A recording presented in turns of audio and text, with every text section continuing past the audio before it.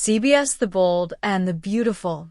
Episode summary for Friday, May 23rd, 2025. Friday's episode of The Bold and the Beautiful sets the stage for explosive emotional reversals, sharpened alliances, and a long-awaited reckoning that promises to shake the foundations of the Forrester world.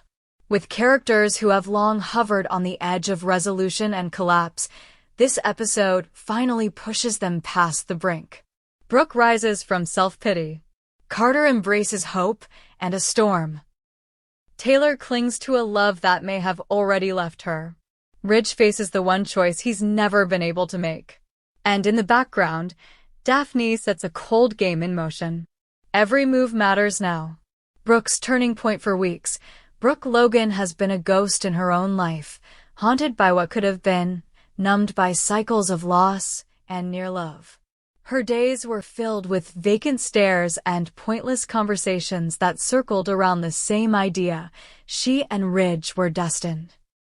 But destiny doesn't wait forever. And this Friday, something finally snaps. The Brooke who's been treading water in emotional quicksand opens her eyes, and what she sees forces a reckoning. We don't yet know the exact catalyst.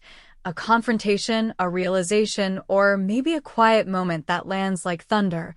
But what's clear is this: Brooke is done with being the woman who waits, weeps, and wonders. For the first time in a long time, she stops speaking of fate and starts acting from strength. The episode pivots around this shift.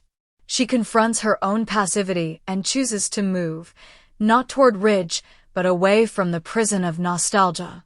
Whether it's a final goodbye or the start of a new kind of pursuit, Brooke's change isn't subtle. It's seismic. Taylor's quiet desperation while Brooke steps forward. Taylor Hayes is stuck clinging. On the surface, she projects calm, maturity, acceptance, but the cracks are visible. Viewers saw it clearly in Thursday's episode when Taylor, desperate to reignite their spark, tried to kiss Ridge with the kind of passion meant to awaken memories. But Ridge's response? Reserved. Tame. Barely there. And yet Taylor chose not to react. Not outwardly. She smiled. She leaned in again. She told herself and Ridge that their love still lived. But it's only her voice saying it. Ridge doesn't echo it. That silence is more damning than rejection. Friday's episode continues this sad dance. Taylor drops hints, mentions their past, reminds Ridge of a love that once burned hot. She says she isn't threatened by Brooke. But then she brings up Brooke again. And again. She tries to mark her territory not with confidence, but with reminders. And everyone watching sees what she can't admit. Taylor is losing him. Maybe she never really had him back. Ridge Forrester's battle within, caught between two women who define his past and future. Ridge is no stranger to emotional deadlock. But Friday's episode places him under sharper pressure. Katie's recent words still echo in his mind, cutting through his polished deflections. She told him the truth, his truth, that his heart belongs where he keeps trying to bury it. He wants to be noble. He wants to be consistent. He wants to protect Taylor from the pain he's already caused her. But he also wants something else, something he can't name out loud yet. And that conflict is tearing him in half. Ridge tells Taylor he won't hurt her again. He means it. But every time he sees Brooke, especially a Brooke no longer begging, his certainty falters. Ridge knows the worst kind of heartbreak isn't the kind you cause once. It's the kind you delay and deepen by pretending it's not coming. And that's where he's headed. A crossroads. Stay with the safe choice and bury the real one? Or admit that he can't love Taylor the way she loves him, not anymore? Carter Walton and Hope Logan, reunion and fallout amid the romantic wreckage surrounding the Forresters. Carter Walton is briefly the lucky one, or so it seems. His reunion with Hope Logan brings a rare moment of peace and clarity. Hope is eager, sincere, and perhaps overly confident that the past can stay in the past. Carter, ever the steady one, accepts her warmth but carries unease. Because there's more at play than hearts and forgiveness. There's business. There's reputation. And there's Daphne Rose. Friday's episode doesn't just mark Carter and Hope's reunion, it marks the start of a new threat. Daphne, already skeptical of Hope, doesn't mince words. She calls Hope a liability.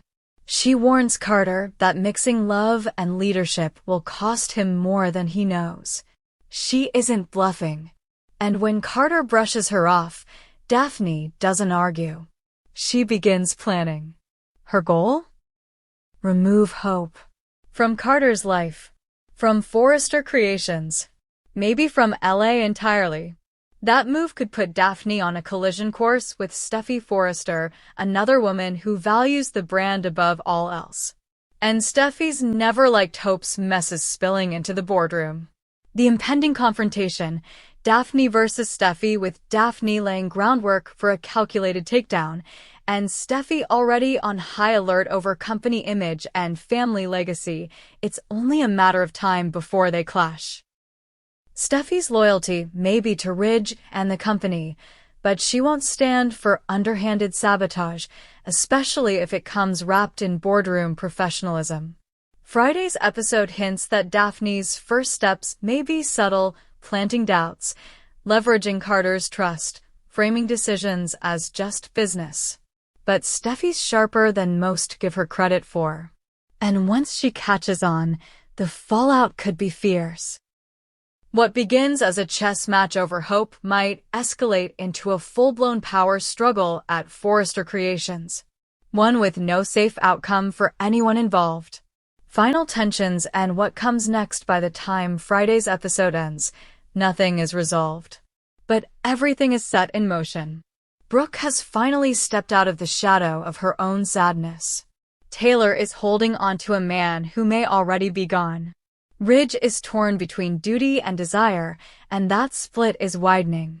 Carter has what he wants, but doesn't yet understand what it will cost him. And Daphne is just getting started.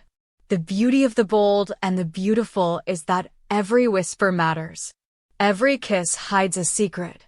Every choice echoes. Friday's episode isn't just a turning point. It's a pressure cooker. Come Monday, something will break. It always does. Daphne Rose stood in Carter Walton's office, her posture as composed as ever, but her expression flickered for just a second. Shock. The words Carter had just spoken rang through her like a warning bell. I've decided to give things another try with Hope. There it was. Plain. Brutal. Unbelievable. Of all the women in Los Angeles, he had chosen her. Hope Logan was a name Daphne could barely tolerate hearing, let alone see carved into the heart of the man she had admired, trusted, and perhaps, though she would never admit it out loud, begun to imagine a future with. Daphne had built herself on restraint, discipline, and an unshakable eye for potential. Carter had all of that until now. This move? This choice? It screamed instability. It screamed weakness. And worst of all, it screamed DRA. No, Daphne. Don't do this. Steffi was pacing now, frustrated, thinking 5 moves ahead like she always did. You're valuable here. Not just to the company. To me.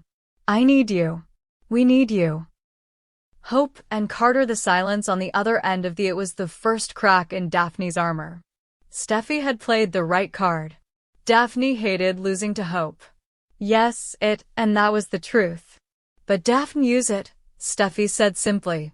Use it to build leverage. If Hope is a liability, and you and I both know she is, then prove it. Let her be her own undoing. But you stay and Daphne's silent Paris was easy. Paris was elegant. Paris didn't ask. By the time the episode ends, the pieces are set. Steffi's played her card and bought herself time. Daphne is no longer retreating, she's preparing. Carter is oblivious to the storm he's unleashed, still wrapped in the warm illusion of a rekindled romance. Hope, perhaps for the first time, will have to fight not just for love, but for legitimacy. And the stakes are higher than ever because Daphne isn't interested in confrontation. She's interested in eradication. Whatever's coming next at Forrester Creations won't be a love triangle. It'll be a chess game. And Daphne never plays to lose.